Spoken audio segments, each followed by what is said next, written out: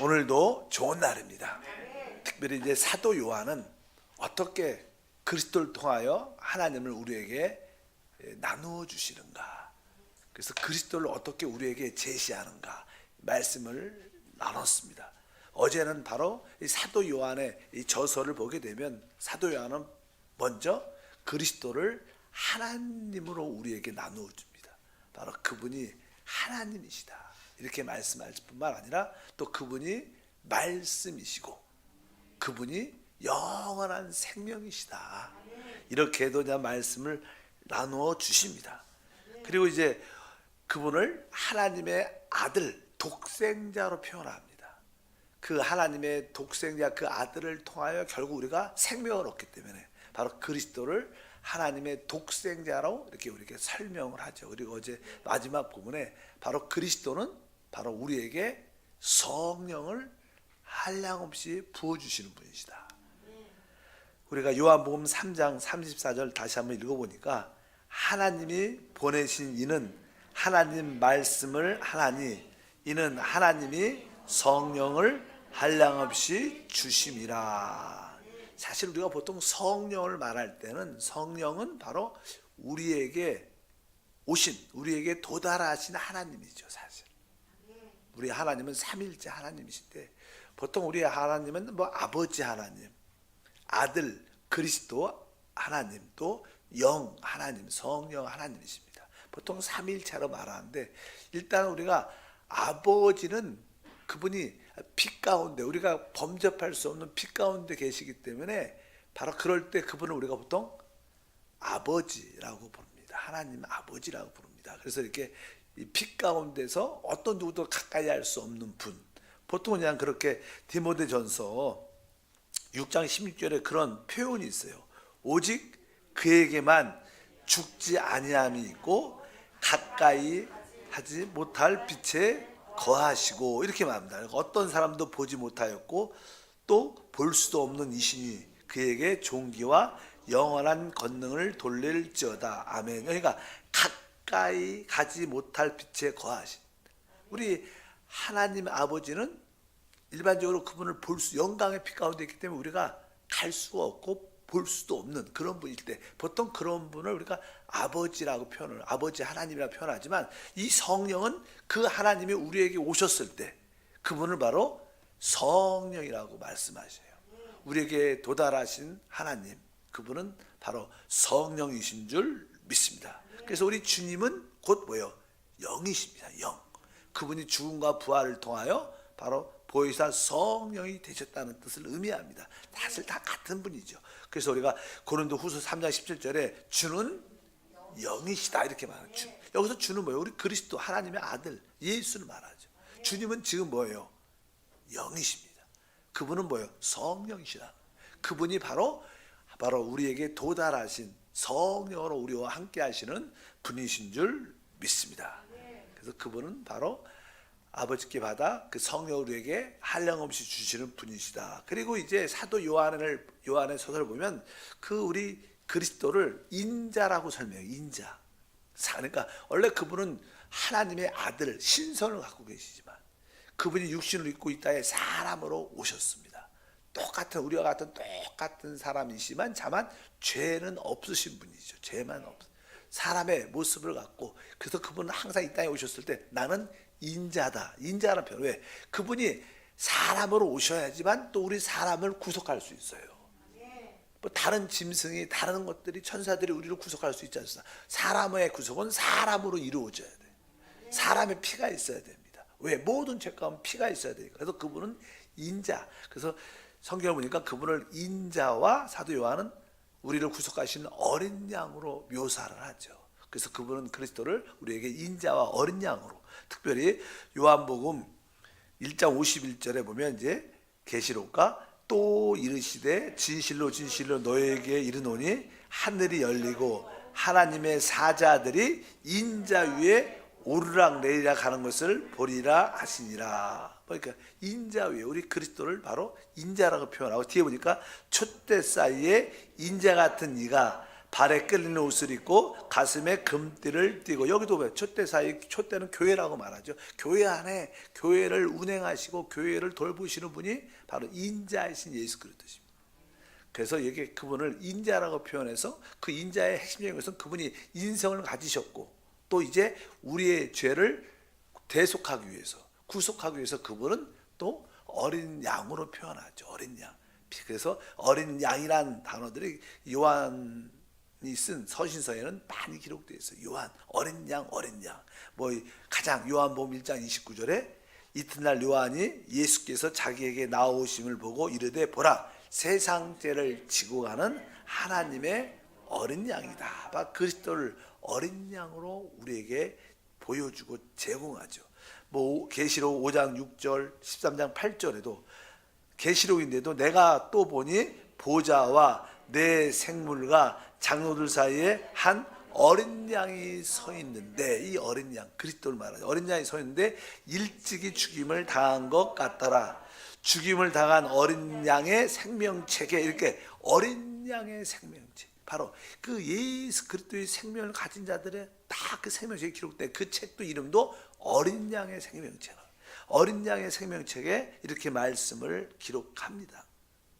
또 계시록 22장에 보면 그 보좌도 하나님과 어린 양의 보좌. 보좌는 원래 자리가 하나인데 하나님과 어린 양이, 읽어보니까 또 그가 수정같이 맑은 생명수의 강을 내게 보이니 하나님과 어린 양의 보좌로부터 나와. 그 생명수가 어디서부터? 보좌로부터 흐르는데 그 보좌에 어떻게? 하나님과 어린 양이 함께 있는 거예요. 어떻게 자리는 하나인데 어떻게 하나님과 어린 양이 같이 있을 수 있을까? 항상 우리 하나님 삼일체 하나님은 서로 상호 내재하셔요. 상호 내재. 더 쉬운 말로 표현하면 이렇게 우리가 어떤 등불을 켤 때 이렇게 등을 켤 때 기름이 있고 거기에 이제는 심지가 있고 이 불이 쫙 빛이 환하게 빛이 비칩니다. 그럴 때 그 그걸 등이라 그래요. 등을 거기에 보면 등이 있고 받침에 등이 있고 거기 기름이 있고 심지가 있고 빛이 날 때 이것을 어떻게 구분하기 쉽지 않죠. 등대하면 전체 빛도 사실 그 안에 들어가고 심지뿐만 아니라 기름도 마찬가지입니다. 그것이 하나지만 또 이렇게 분리하면 뭐 등이 있고 기름이 있고 심지가 있고 빛이 있고 이런 것처럼 바로 하나님과 어린 양은 같은 분이시지만 또 이렇게 어떻게 설명을 하면 이렇게 구분해서 말을 할 수도 있죠. 빛과 등과는 하나죠. 왜? 등에서 빛이 나니까. 이런 의미로서 상호 내재 이란 요소가 삼일째 어떤 설명이 아닌가 이렇게 말씀을 합니다. 일단 그분은 바로 인자시고 바로 그분은 바로 어린 양으로 바로 우리를 구속하신 분이신 줄 믿습니다. 결국 그분은 쉬운 말로 그분은 바로 하나님과의 우리의 관계를 화목케 하는 화목제물이십니다. 하나님이 사람을 창조했지만 사람이 사단의 미혹을 받고 타락하고 하나님께 반역함으로 말미암아 하나님과의 큰 문제가 발생했습니다. 어떤 큰 소동이 일어났고 문제가 발생해서 하나님과의 관계가 아주 원수 사이가 됐어요. 원수. 그러니까 우리가 구원받기 전에 하나님과 우리 뭐요? 죄인을 넘어서 하나님과 원수였다고 표현합니다.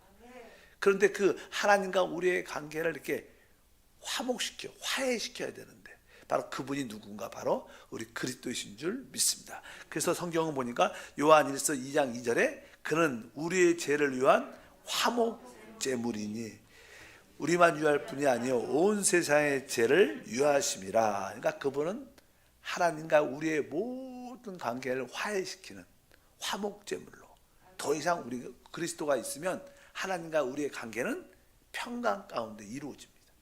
우리는 담대할 필요가 있죠. 하나님과 나는 어떠한 문제도 있지 않습니다. 그냥 사람들은 자기가 스스로 어떤 느낌을 갖고 죄책감을 가지니까 내가 거리가 머니까 하나님과 거리가 있다고 느끼지만 사실은 영적으로 영적인 법에 의해서 이미 모든 것이 화목제물로 이미 해결된 겁니다.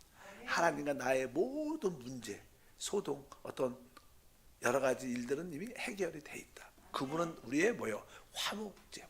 나는 하나님과 화해, 화목되었습니다. 이러한 믿음의 고백이 함께해야 될 줄 믿습니다.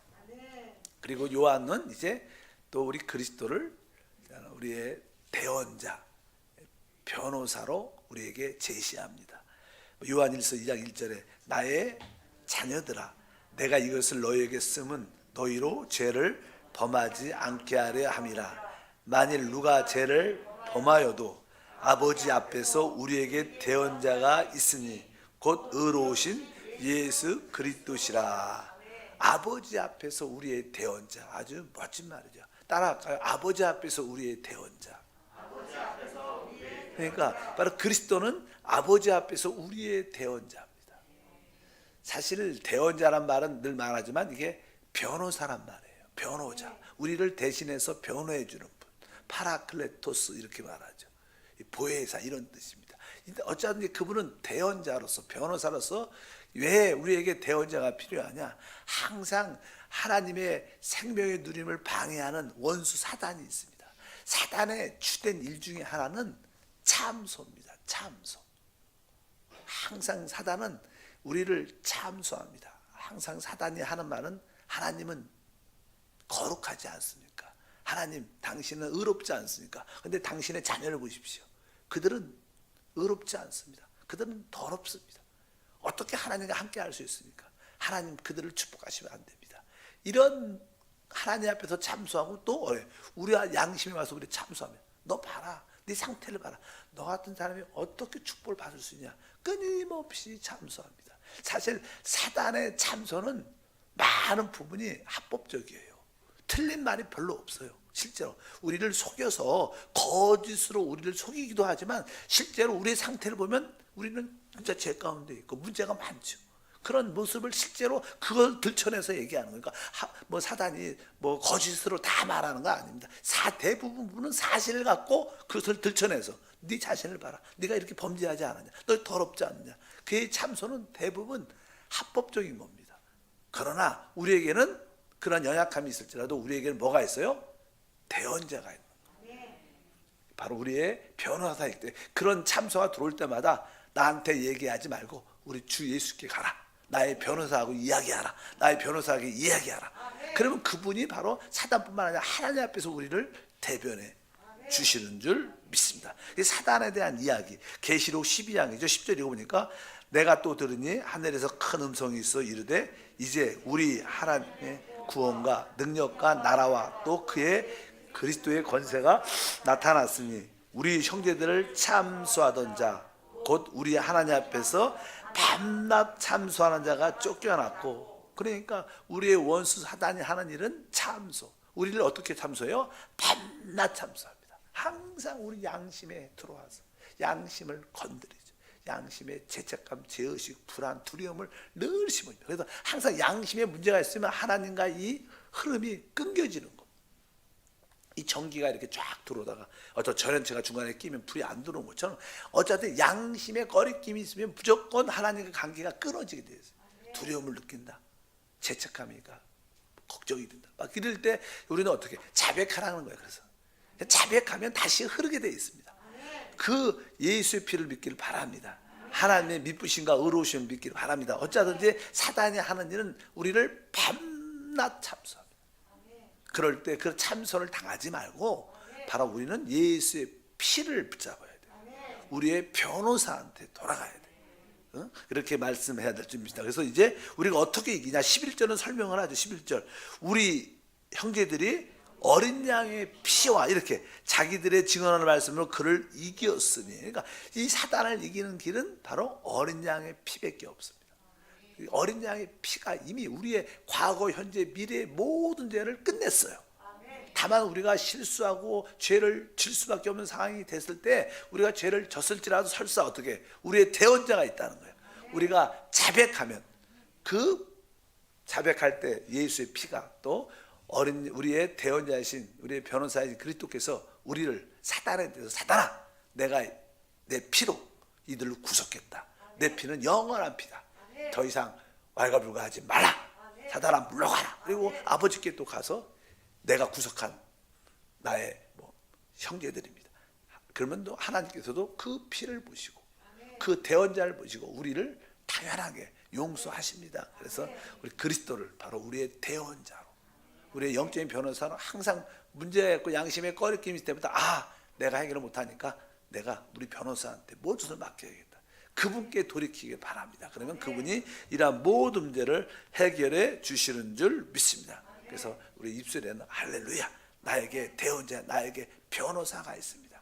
실제로 뭐 이 세상에서도 어떤 법적인 문제가 이렇게 종종 생길 때 우리는 법적으로 잘 모르죠. 법적인 용어도 잘 모르겠고 어떻게 처리되는지 모르지만 이 변호사가, 든든한 변호사가 있으면 아유, 우리 변호사가 있으니까 해결할 거야.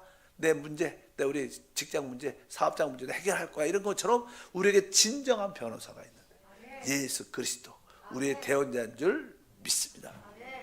그리고 나서 이제는 사도 요한은 바로 우리 그리스도를 이렇게 설명하죠. 우리 계시록 22장 13절에 보면 아주 간단하지만 용어들이 많이 기록되어 있습니다. 나는 알파와 오메가요, 처음과 마지막이요, 시작과 마침이라. 그러니까 이 사도 요한은 그리스도를 우리에게 이렇게 나누어 주는 거예요. 나는 알파 오메가다. 뭐 그리스 헬라어의 알파벳 시작이 알파고 뭐 끝이 오메가입니다. 거기에 많은 알파벳 단어들이 있지만 거기에 모든 단어들을 갖고 이 조합을 하면 모든 단어들이 만들어지죠. 적극적인 실제 좋은 것들, 사랑하면 거기서 단어가 만들어지죠. 이 사랑이, 우리 하나님은 사랑입니다.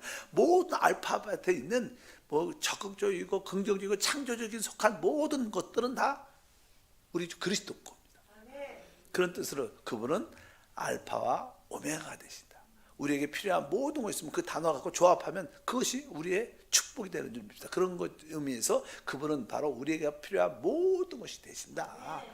그래서 알파와 오메가다 이렇게 표현을 합니다. 다음 두 개가 처음과 마지막이다. 그분이 모든 것의 처음, 첫 번째입니다. 첫 번째.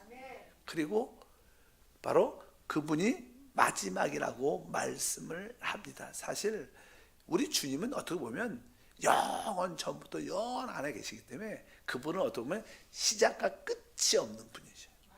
그래서 여기 보니까 뭐 처음과 마지막이고 시작과 마침이다.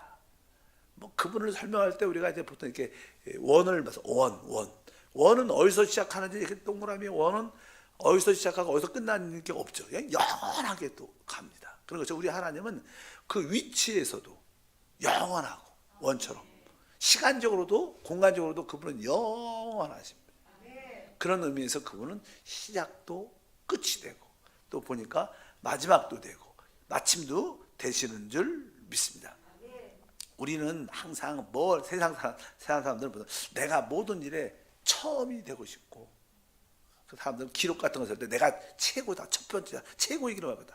시작이 되고 싶지만 우리는 처음과 시작이 될 수 있지 않습니다. 또 모든 일에 마지막과 마침이 되고 싶지만 끝과 마침이 되고 싶지만 우리는 모든 것을 마지막 완성할 수도 없어요. 우리가 시작도 할 수도 없고 우리 완성을 시킬 수 있는 그런 우리 오직 그리스도만이 오늘 말씀에 있는 것처럼 처음과 마지막 시작과 끝이 되는 줄 믿습니다. 여러분들이 이 그리스도를 알면 그분을 누리면 여러분들은 시작을 그분과 함께 하는 거예요. 아무리 여러분들이 서로 뭘 시작해도 그분과 함께 하지 않으면 시작을 안 가진 겁니다. 또 끝도 마무리가 안 됩니다. 그래서 우리는 항상 시작과 마지막이요, 처음과 끝인 그분을 붙잡고 그분과 함께 모든 것을 할 때 그분이 우리의 모든 필요가 되시는 줄 믿습니다. 여러분도 어떤 게 마음에 드셔요? 알파 오메가가 마음에 드셔요? 처음과 마지막이 마음에 드세요? 시작과 마침이 마음에 드십니까? 다 마음에 드시길 바랍니다. 그래서 그분을 나의 이 모든 것으로 취할 수 있다. 그분이 만유시고 그분이 모든 것입니다. 그분을 우리가 우리 안에 모시고 있는 거죠. 그러니까 늘 고백할 때입니다. 내 안에 내주하신 그리스도 주님이 나의 모든 것입니다. 우리의 필요한 모든 것으로 그분께 자꾸만 고백하고 붙잡으면 그분이 그것을 그분의 능력으로 모든 것을 행하시는 줄 믿습니다. 그리고 마지막으로 요한은 뭐 또 항목도 많지만 마지막으로 18절의 계시로 이렇게 말합니다. 곧 살아있는 자라 내가 전에 죽었노라 볼지어다 이제 세대토록 살아있어 사망과 음부의 열쇠를 가졌노니. 이제 이 사도 요한은 이 그리스도를 어떻게 살아계신 분으로 우리에게 주십니다. 우리 그리스도는 죽은 자의 하나님이 아니라 살아있는 자의 하나님입니다. 뭐 아브라함과 이삭과 야곱의 하나님은 죽은 자의 하나님이 아니라 그분은 지금 뭐요? 영적으로도 지금 살아계셔서 지금 아브라함이 죽지 않았죠. 아브라함과 이삭과 야곱의 하나님은 죽은 자의 하나님이 아니라 그들은 다 살아있습니다. 지금 실제로 영원히 살아있죠. 하나님 안에서. 바로 그분은 실제로 살아있는 분으로 우리 안에서 생명으로 활동하고 계십니다. 그래서 우리 안에 그분이 살아계신 하나님. 얼마나 이게 멋지합니까? 지금 우리 가운데 역사하시고 흐르는 하나님이신 줄 믿습니다. 바로 이 사도 요한은 바로 우리 그리스도를 이렇게 다양한 항목으로 우리에게 제공해줘요. 이런 하나님을 만나라, 이런 하나님을 누려라, 이런 하나님을 체험하라고 다양하게 말씀합니다. 우리가 종종 고난과 환난과 문제 가운데 있을 때 이 중에 있는 그 항목을 붙잡고 믿음으로 기도하면 우리 안에 불타는 믿음이 생겨서 그러한 문제와 어려움을 두려워하지 않고 다 이기고 극복할 줄 믿습니다. 바로 이 사도 요한은 그리스도를 우리에게 이러한 다양한 모습으로 생명의 모습으로 우리에게 제공했는데 그 결과는 무엇인가? 우리가 이러한 그리스도를 만나게 되면, 알게 되면, 체험하게 되면 우리는 가장 기본적으로 우리는 하나님의 자녀로 되는 축복을 받죠. 하나님의 자녀가 된다. 사실 그것이 뭐예요?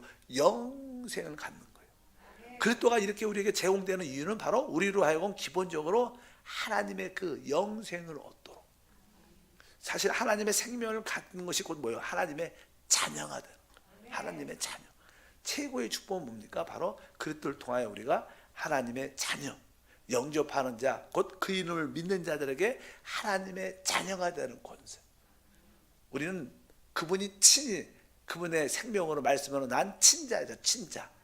그냥 이게 입양한 자가 아니라 우리는 뭐예요? 진짜 그분의 DNA를 갖고 있는 친자죠. 친자. 우리도 종종 이렇게 뭐 자식과 뭐 이렇게 어떤 자녀들과의 어떤 유전자 검사를 하잖아. 그러면 뭐 99.9% 동일한 친자임이 증명된다. 우리는 진짜 친자예요. 진짜. 그러니까 거기에 대한 자신감이 있어야 됩니다. 우리는 하나님의 자녀다. 그 이유는 바로 우리가 하나님의 영생을, 하나님의 영원한 생명을 소유하기 때문에. 성경은 계속 그 얘기하죠. 하나님의 생명에 대한. 요한복음 3장 15절부터 보니까 이는 그를 믿는 자마다 영생을 얻게 하려 하심이라. 하나님의 세상을 이처럼 사랑하사 독생자를 주셨으니 이는 그를 믿는 자마다 멸망하지 않고 영생을 얻게 하려 함이라. 그러니까 우리가 영생을 얻는다는 것은 그 영원한 생명을 우리가 소유했다는 거예요. 그러니까 우리 안에서 그 생명이 어떻게 뭐요?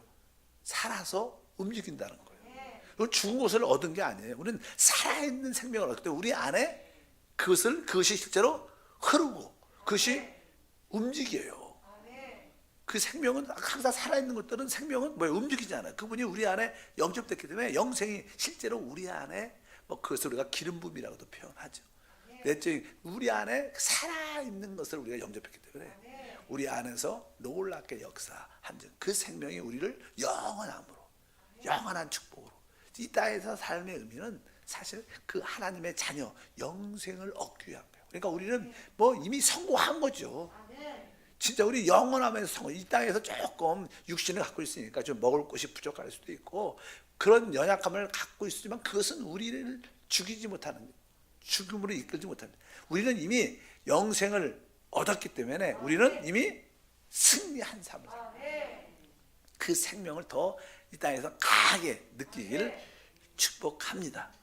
그래서 이제 우리가 이 영생을 얻었기 때문에 우리는 이제 그 하나님의 비단에서, 하나님 비단에 거하고 하나님 비단에서 행할 때마다 그분의 내적인 흐름을 우리가 느끼게 되게 돼 있어요. 실제로 그런 느낌을 다 갖게 되는 줄 믿습니다. 그래서 하나님과 우리의 사이에는 어떠한 흐름이라는 게 있어요. 그것을 그냥 보통 그냥 생명의 흐름이라고 그러죠. 우리 피도 늘 말하지만 피도 이렇게 우리 온 몸이 이게 잘 이렇게 살아있게 되는 것은 우리 피의 순환 때문에 그래요. 피에. 그래서 그냥 사람의 생명은 피에 있다. 피가 순환돼야지 그 혈관, 보통 사람들이 이렇게 건강하다 이 뜻은 다른 뜻이 아니라 혈관이 건강하면 건강한 거라고 보통 말해요. 혈관 수명이 제일 중요하죠. 뭐 뇌혈관, 심장 혈관 가장 중요하죠. 이런 데가 문제가 생기면 사람이 문제가 크게 생각합니다. 뭐 암이나 이런 것들은 뭐 아프죠. 그러나 그래도 어느 기회가 있어요. 기회가, 시간이란 기회가. 근데 이 혈관에 문제가 생기면 즉시 사망을 많이 하는 경우가 많죠. 설사 이렇게 죽지 않아도 많은 어려움을 겪는 상태, 누워 있고 반신불구되고 그런 게 많은데, 이 피의 순환처럼 피가 순환될 때 뭐요? 영양이 공급되고 노폐물이 다시 배출되고 그러면서 사람이 이렇게 모든 것이 활성화되는데, 마찬가지로 우리 안에는 그 생명의 흐름이 있어요. 하나님과 우리의 그 생명의 움직임, 흐름이 있기 때문에 그 흐름을 통하여 하나님께 모든 것을 공급받고 또 모든 것이 처리되는 줄 믿습니다. 이 흐름은 하나님과의 우리의 흐름뿐만 아니라 우리 성도까지에도 다 그 흐름이 있어요. 여러분도 느끼고서 서로 우리가 간증하고 서로 봉사하고 서로 은혜를 나눌 때 서로 이렇게 흐른 느낌이, 생명의 흐름, 은혜 받는다 그러죠. 은혜라는 것은 이렇게 어떤 전율, 뭐 깨달음도 있겠지만 어떤 전율 같은 게 이렇게 느낌이 있습니다. 하나님과의 그런 흐름, 또 우리 모든 지체들과의 그 흐름, 우리는 다 흐름이 있습니다. 전기를 보시죠. 전기도 당연하죠. 전기도 발전소에서 여기까지 와요. 모든 전등이 다 따로따로 있지만 이 전기의 흐름이 있으니까 하나로 연결되는 거예요. 그렇게 멀리 있어도 사실은 전류의 흐름 때문에 이 모든 거예요. 뭐예요? 하나로 모든 전등들이 서로 연결되어 있어요. 우리 모두도 마찬가지입니다. 하나님 발전소라고 하면 하나님과 또 우리가 이렇게 전류로 생명의 흐름으로 연결되어 있고, 또 우리 지체들도 이 전등들도 사실 어떻게 보면 다 연결되어 있죠. 이 흐름으로 통해서 바로 우리들도 서로 이렇게 한 몸으로 서로 연결되어 있죠. 그러니까 참된 신앙생활은 이 하나님의 생명의 흐름을 아는 거예요. 이 생명의 흐름을 느끼는 거예요. 이것을 누리는 거예요. 그래서 이 성경에서 이 생명의 흐름은 중요합니다. 그것을 우리가 뭐 기름 부음이라도 표현하고 다양하게 표현하는데, 어쩌든지 바로 우리가 그 영원한 생명을 얻었어요. 하나님의 자녀가 됐고 그 영원한 생명에는 흐름이 있다. 그 하나님과의 우리의 흐름, 또 우리 모든 지체들과 성도들과의 흐름, 이 흐름 안에 있을 때 바로 우리는 모든 것이 살아나고 회복되는 간증을 갖게 될 겁니다. 하나님 감사합니다. 다시 한번 새벽을 깨우게 하시며 오늘도 주님과 한영되어 모든 지체들과 한영되어 간구할 때마다 그 기름 부음이 충만케 하옵소서. 예수 이름으로 기도합니다. 아멘. 하늘에 계신 우리 아버지여, 이름이 거룩히 여김을 받으시오며 나라가 임하시오며 뜻이 하늘에서 이루어진 것 같이 땅에서도 이루어지리라. 오늘 우리에게 일용할 양식을 주시옵고 우리가 우리에게 죄 지은 자를 사하여 준 것 같이 우리 죄를 사하여 주시옵고 우리를 시험에 들게 하지 마시옵고 다만 악에서 구하시옵소서. 나라와 권세와 영광이 아버지께 영원히 쌓옵나이다. 아멘.